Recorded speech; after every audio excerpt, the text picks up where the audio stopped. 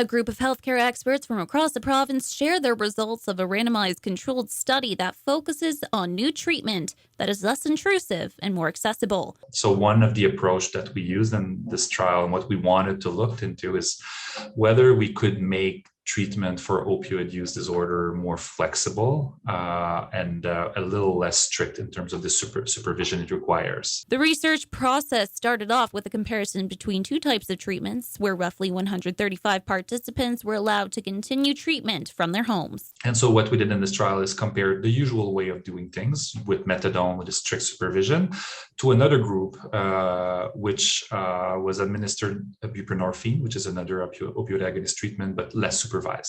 And so what we were doing is basically providing people with the chance of, taking home their medication and going to the pharmacy, for example, just one time every week after 2 weeks. And after a month, we were suggesting that people could take up to 2 weeks of treatment at home instead of going to the pharmacy. Eugenia Socias from the BC Centre on Substance Use was also part of the research team. Her belief is that remote Northwest communities could greatly benefit from the study's findings, as it would diminish travel to and from clinics and healthcare facilities. I believe that the results of our study that confirm that this more flexible approach, where people can take their medications home rather than having to go to the pharmacy every day. But I think they are more evident in rural settings where there may be limited number of pharmacies or travel distances may be larger.